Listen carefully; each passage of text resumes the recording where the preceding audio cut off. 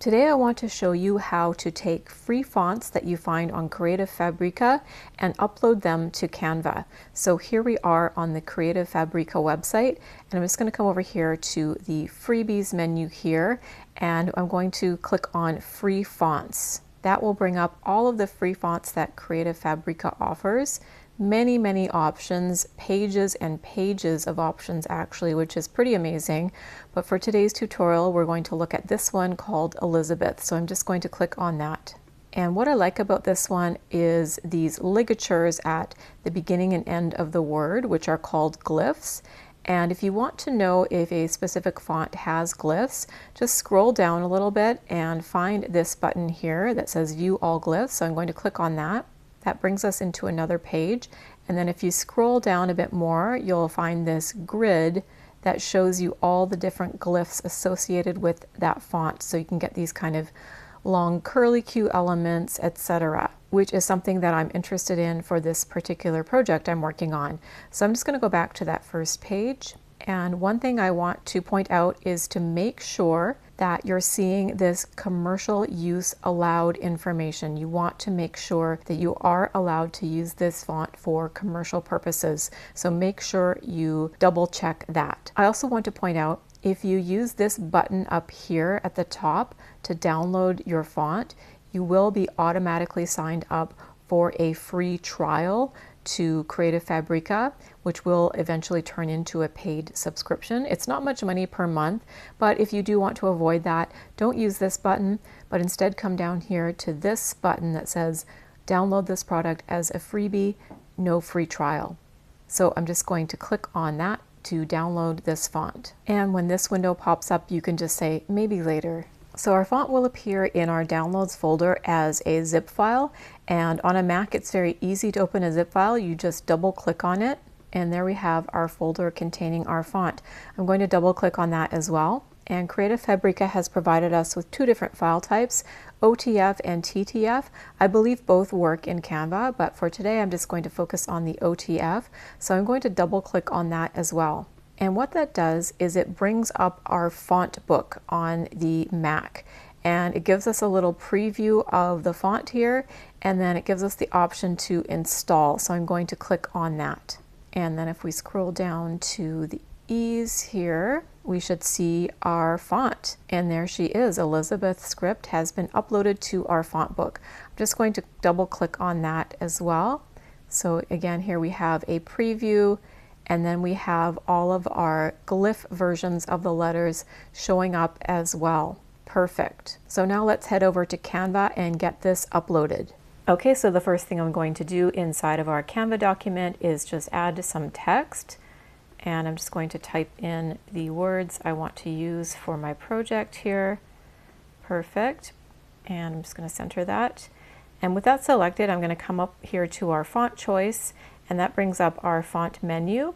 And you'll notice at the bottom here you have this option to upload a font, so I'm just going to click on that. That brings up our downloads folder, and I'm just going to click on the OTF version of our font and hit open. And then Canva will hit us with this window asking us to confirm that we have the right to use this font for our intended purposes, and we did double check that on Creative Fabrica, so we're good to go, and we can click confirm and upload.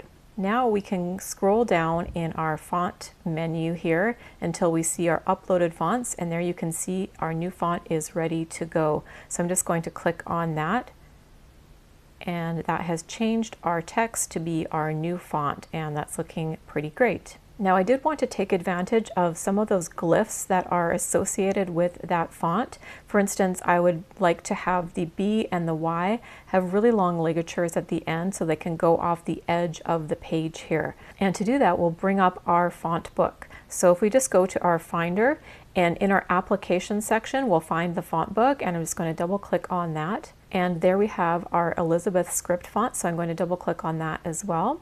And that brings up the repertoire of all of the glyphs. Now I want to find a B with a long tail leading into the letter. So let's just scroll through. This one's really nice, but it's going in the wrong direction. And I think this one looks perfect. So I'm just going to click on that and then hit copy. And then back in Canva, I'm going to highlight that B that I want to exchange for the other one and hit Command V. And there we go. We have that new B sitting in place, and I think that looks really great. Now I want to do the same thing for this Y. So again, I'm going to go into our font book and find the letter Y with a long ligature at the end. That one's kind of nice, but there's this sort of bump in it. So let's see what else we can find. I think this one's perfect. So I'm going to click on that and hit copy. And then again, back in Canva, I'm going to highlight that Y and hit Command V. And there we go. Now we can play around with the spacing a bit and put it all on one line, and then just drag out the size and center that. And there we go. We have that effect of the lines going off the edge on each side. And I think that looks quite beautiful.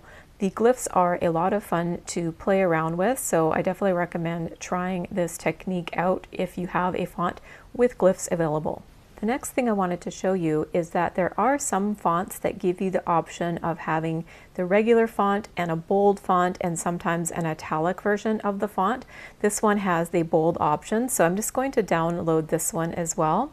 And we'll follow the same process in our downloads folder. We'll just double click on the zip file, and there you can see we've been provided with a bold version of the font as well as a medium version. So we can upload both of those to Canva.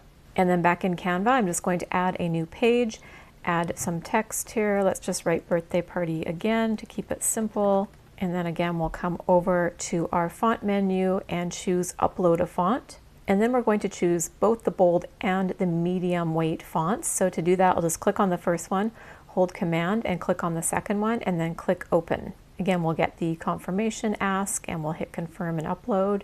And then we'll scroll down to our uploaded fonts and we'll choose mustard. So we'll click on that. That changes our text.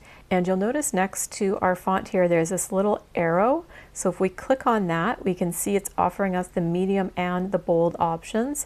And I'm just going to click on bold to change it to that. And just like that, we have a nice bold version of our font. So I just wanted to show you that as well, something to keep an eye out if you're browsing the Creative Fabrica free fonts. There's a lot of them that come with different options as well as glyphs. So I hope this was helpful to you. Thank you so much for watching, and I'll see you next time.